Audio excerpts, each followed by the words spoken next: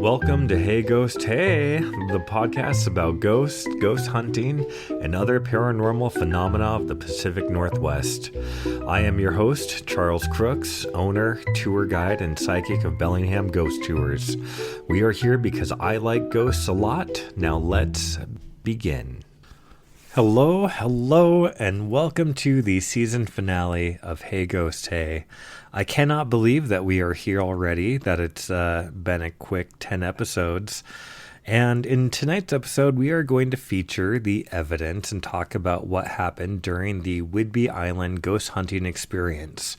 So for the end of my fall tour season this year, I decided I would do something a little bit different and kind of end the season with a bang. And we went out to Whidbey Island and out to this house. Unfortunately, I can't say exactly where the house is for several different reasons. So I'm just going to speak of the vague area around it and what is close to it.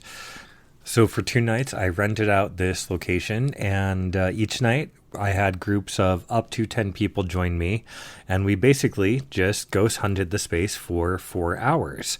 And so the reason why I chose this location, or at least around this location, is because I got to go to the Fort Casey Inn years ago, and had some interesting stuff kind of happen when I stayed there.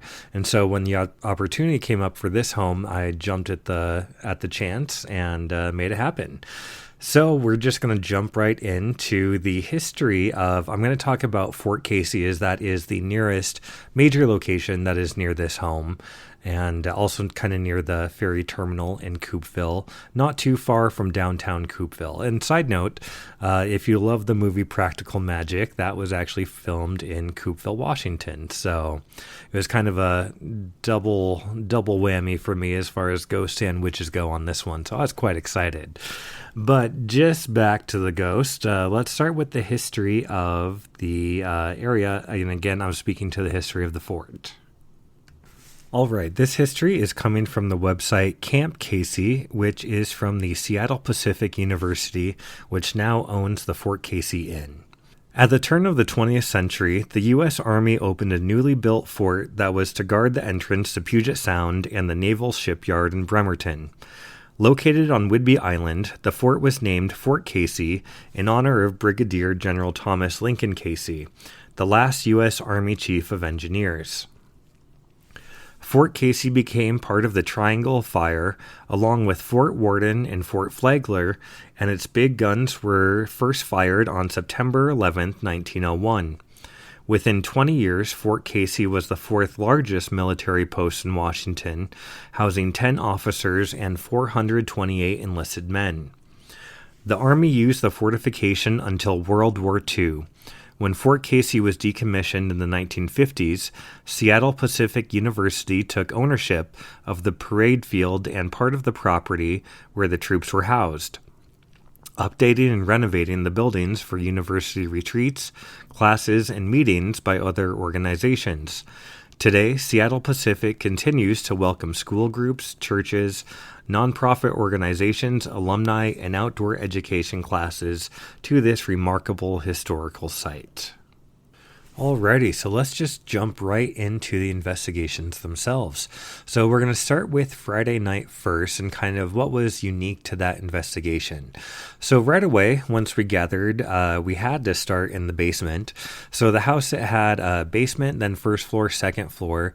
But of course, when you have a dark, creepy basement, that is naturally where you're going to start your investigation. So we went down there, and one of the devices that we used to try to communicate was called the flux responder. If you watch any of the ghost shows, I know it's been used on ghost hunters before. And basically, it has a few different lights on it. well, more two lights, and one side is red, one side is green, and then it can actually detect movement and EMF changes when things pass by it on one side or the other. So with the red and green lights, you can also use that for communication as well, of course, either as a yes or no, or however you want to set up those parameters. So right away, we had that going. We had some recorders, some video recorders as well, some EMF meters. We also had the Ovulus going on. That's the one that spits out words that I talked about the Mount Baker Theater last episode. And so we were just starting in the basement, and right away on the flux responder, we got a green light when asking if there was anyone around us. And so, very excited at the response, we kept asking for it to confirm that there was something there. And every single time on cue, when asked, this happened 7 times to be exact, we got positive responses after direct questions. Now, this is the very first time that I have ever seen this kind of response with the flux responder. Usually it would be... or usually when it would go off, it would give just kind of random responses, like you never really knew if it was really responding or it could be in between questions. But this was not the case when we were down in the basement. Every single time that I would ask, "Are you still with us? Are you still around?" we would get that positive response. And it wasn't like it was timed out at the same time either. There were even some legs in time where we wouldn't ask, and then we would come back to it, ask again, and then sure enough, we would get that response. So I found that to be very, very encouraging, especially at the start of the evening. And again, like I said, because I had never seen the Flex responder give that sort of intelligent kind of communication before. So all in all, that was a fantastic start to the night. Another thing that seemed unique to the evening was we had several women in the group, and they seemed to be getting quite a bit of attention from what was going on. We had one woman by the name of Sierra, and she from the get-go, I would say in the basement, she would feel things and like tingles on her leg or felt like something was touching her leg. And then this continued throughout the entire evening. And then we also had another instance when we were back in the basement later on that evening where another woman by the name of Sam, she was sitting on the ground and someone was using one of the ghost apps on their phone, which has a LiDAR scanner, and they could see this kind of shadow around Sam. And even I believe they had the SLS setting on, which would kind of show like a stick figure if it detects someone there, and kind of outlines that human shape within a stick figure. And we got the kind of the image that it almost looked like someone was holding her hand. So definitely seemed to be very interested in the women, but also it seemed to have almost kind of a very antiquated view of women as well. We seemed to get all sorts of responses that maybe didn't quite, or I should say weren't quite up to date socially with the beliefs of women's freedoms. So in that case, was that more of a residual kind of energy, or was there actual intelligence to that? I mean, you have to kind of wonder, because it definitely seems like it has intelligence to recognize women, but still, again, very antiquated points of view. So I always kind of wonder how that works, especially with ghosts, because are you kind of stuck in that time of when you existed, or can you actually evolve as a soul and like grow and learn with the times? So definitely did not seem the case as far as it went for the ladies in our group. And then we also had a woman by the name of Beth, and when she had asked again down in the basement for any sort of response, she was told to leave not once, I believe, but twice in the evening. And then she is also the only one that had her name out of anyone in the group that had her specific name mentioned, not once but twice. And what's interesting about that too is that not only her name Beth was mentioned, but then her nickname Betty, which she did not share that she goes by with us until that was actually mentioned as well. So definitely seemed to be picking on a few members of our group, but luckily no one was harmed. Nothing bad happened other than some maybe tingles and some slightly creepy feelings. And lastly, for Friday, the one thing that I want to point out is that, again, basement, which was very, very heavy hotspot for the evening, as you can tell. We had a lot of EMF hits with just the standard K2 meter. That's the one with the lights that go from green to red. And when it hits EMF signals, it just spikes up to the red. And when we would use this either to try to communicate, we got direct responses. We also seemed to track movement around certain people. But it really seemed to be popping off in one particular area of the basement. And initially, I kind of wondered, or it seemed like things were kind of coming or going or might have been passing by us in this space quite a bit. But as the night went on, I almost got the sense that there was kind of a traffic coming out of this spot. And so a little bit more on that for later, but it really kind of made me get the sense that there actually might be a portal within this basement space. And again, as I talked about portals in the Mount Baker Theater last episode, it's not a word that I like to use lightly just because of all the connotations surrounding it and kind of what it's become through our media and Hollywood stories. Because often when you hear portal, it gets used as like ghost dimension, demon hell exits and things like that. And really that's not how I see it at all. So more on that for later. But let's now go into what was unique for Saturday evening. So when we started Saturday with a brand new group, again, I think we had 10 people total in this group. So very close to same numbers as Friday night. We, of course, had to start within the basement, again, creepy basement, and especially because it produced so much activity on Friday, it was the natural no-brainer of that's where we were going to go. So we started off, again, with the flux responder, just trying to get a kind of vibe or sense of the room and what was going on. And we did get responses very similar to what we had Friday night, but they seemed just slightly more delayed.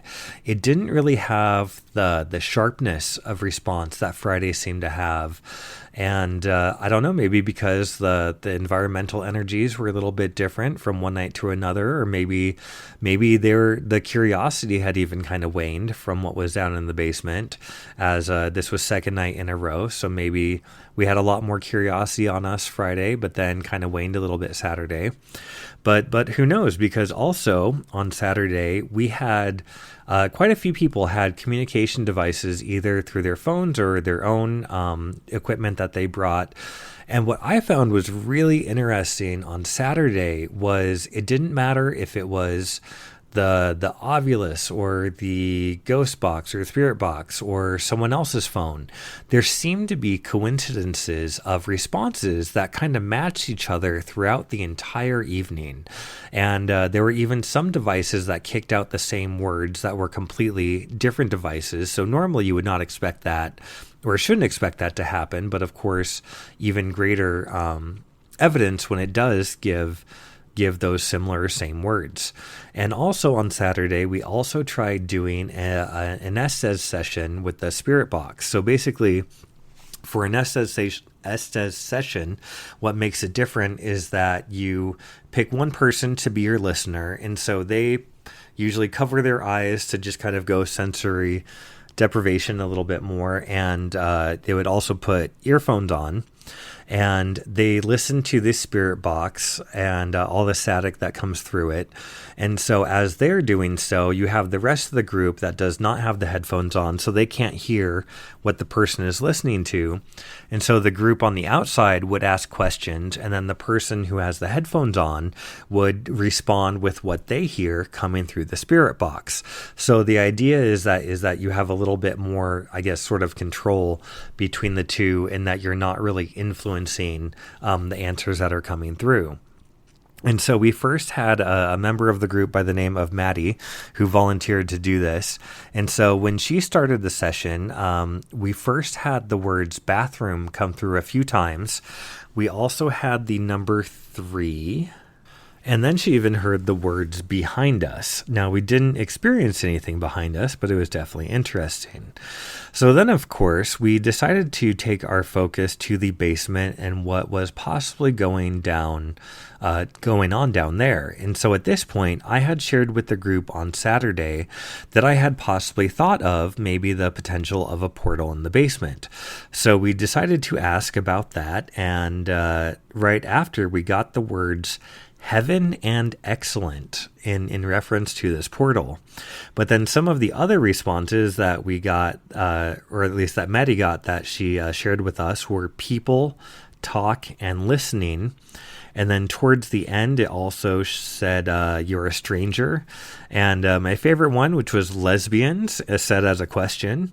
And finally, towards the end, she got good luck and thank you, which seemed like a pretty appropriate way to close out the session. But what was also really interesting about this, so we were on the first floor of the home as we did the SS session with Maddie, and then I went up to check on the group that was upstairs at the time, and they said once I got up there that whenever they would ask a question, they would hear the response for them come through Maddie down below. So initially, we had no idea that the upstairs group was even asking these questions, but according to them, it at least seemed like whenever we were getting responses, that some of those responses were actually for them. And so that's also something that happened on Friday night that was similar to, I believe, Marcus was trying to think of a word and send it to another group member and see if that would kind of come up or come through one of the devices. And someone else in the bathroom picked up that word through one of the devices. So really, like, location throughout the home doesn't really seem to matter as far as like this kind of wide range of communication went for the evening. Okay, and now on to what was similar to both evenings, because there were some things I thought were pretty interesting. So starting with Friday, through the Ovulus, that's the device that spits out words, we had a lot of health-related vocabulary that came through. For example, we had iPad infection. So iPad spelled EYEPAD, infection. And then we also had skinny creation, also strangle prevent. And then both nights we got the words cancer that came through. Several times, actually. And then on Friday, when it was myself, Sierra, and Jeff, we went down into the basement to change one of the camera batteries. And as soon as we got down there, we asked if anyone was around. And through the Ovulus, it said the words doctor present. Now, this is really interesting because the house is actually closer to the Fort Casey Inn and where the old hospital for the fort was. And so proximity-wise, definitely interesting to have kind of those words come through on both evenings, as that could definitely relate to the potential of the hospital that once used to be there. And then also in the basement when Sierra and Jeff and I were there, after it said doctor present, there, I believe through the camera, I was looking as I changed the battery, and there was an orb that was floating around Jeff that definitely seemed to have some sort of intelligence to it. And he even asked if the doctor would check his ears out, and the orb floated around his head when that happened. So I don't have all of the video evidence ready yet, but when I do, that will all be posted on the YouTube channel, just like it was for the Mount Baker Theater investigation.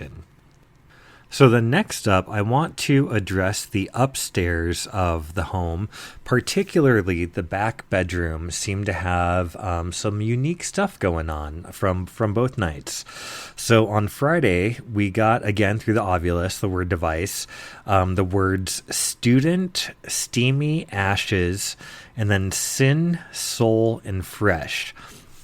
So that was just a small smattering of words that came through that really seemed to do a lot with religion or kind of heavy religion, and youth. So we didn't think much of it Friday night, of course, but then on Saturday, when we had a group that was up there, we started to get the words like Christian came through. Now, initially, we had a member of our group by the name of Christian, so we assumed that it was talking about her. But then, as the night went on, we actually kind of wondered if maybe it was talking about religion, because it definitely seemed to have a consistent theme of religion through the words that it was giving.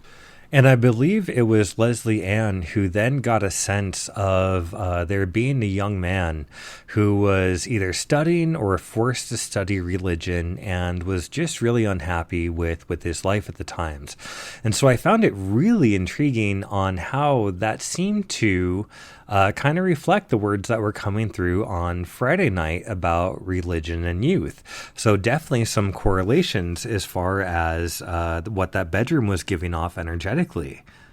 And as far as some other words that came through the devices that were similar to both nights, it seemed that whatever was coming through had a little bit of kind of sass to it. There were a few times where I believe it was Friday, we don't know for sure if it was referring to me or not, but it was very timely that I got called garbage, quite possibly. And then on Saturday night, we had the word moron come through when I was trying to change a battery. So who knows? If you've been on the Fairhaven tour, you know that I play an EVP where I possibly get called a weirdo.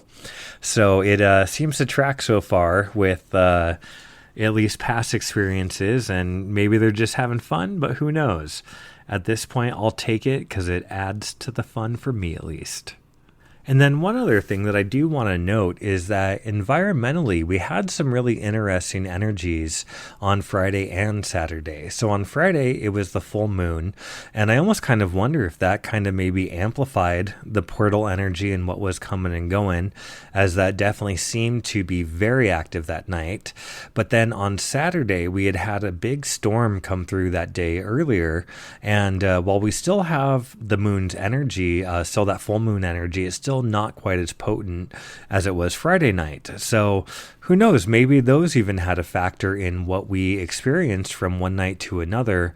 But also, like I said, maybe it was also just the ghost perspective, and maybe they were bored with us from one night to another. Maybe they were already kind of like, been there, done that sort of feeling. So you never know. But it is believed that environmental factors can play a part in hauntings as well. That's why also it was a dark and stormy night is such a good start for ghost stories, not just because of the creepy atmosphere, but it's said that storms actually amplify ghost activity. So even though we had a ton of personal experiences and experiences with the devices, either evening really did not put up a lot of EVP evidence. But I do have two small clips I would like to share with you guys. The first one is from Friday night. And so this was when we were down in the basement, and I would say it was pretty early on in the evening, and we were just getting going with the flux responder, and had by this point had already had a few responses, and just trying to get more activity. And then we heard what sounded like a growl. Now, as you're going to hear on the recording, initially we thought it was someone's stomach, or at least I thought it was someone's stomach, so I didn't call it out. But then once it gets addressed, then we all kind of realized that maybe it was something a little bit more. So I'm just going to play that longer clip first, and then I'll shorten it down for you guys. So here is the full version starting now. If that's easiest to do.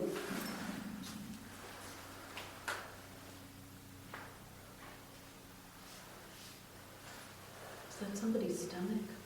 I think that was. Okay. Did someone's stomach growl? No. Otherwise, I heard like kind of a low growl. Yeah.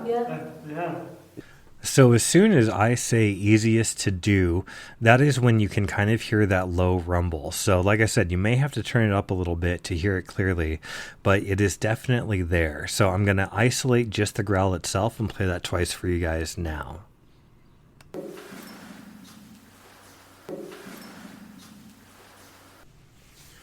All right. Secondly, then on Saturday, so this one not a true EVP in the sense where we did not hear it, as this is just a response from the spirit box. And I'm going to share this because it is one of the very first clear responses I have gotten with the spirit box since I've had this device. So here we go. I'll just play it. And what you're hearing is the voice say the word talk. And actually, I'm going to walk up a little bit closer. To me, it sounded like it said talk. It's a talk, yeah. Talk. And here it is isolated, just the word itself. So while it wasn't a heavy audio evidence evening, I still consider both evenings to be an immense success as far as investigating goes. It's been a long time since I've had that much evidence, especially consistently on both nights, and even having evidence that matches both times I've been in a location. Usually it can seem like you go once to somewhere, you'll get stuff, and then you go again, and you'll get completely unrelated stuff. So to have things kind of happen across the board, especially with two different groups of people even, I find really exciting. So I thought both nights were absolutely amazing. And while there are currently no other investigations like this planned right now, I definitely have my sights on other potential spaces in Washington state. But if you know of anywhere that might be good to investigate or do a group investigation like this, by all means, please reach out to me and let me know. I would love to hear your suggestions. I would also like to add that I was immensely proud of everyone who attended in both evenings. Everyone really was just open to experiencing, open to their intuition, and really conducted themselves very professionally. So, way to go, junior ghost hunters. I would be happy to have you guys along any other time for anything else that I do.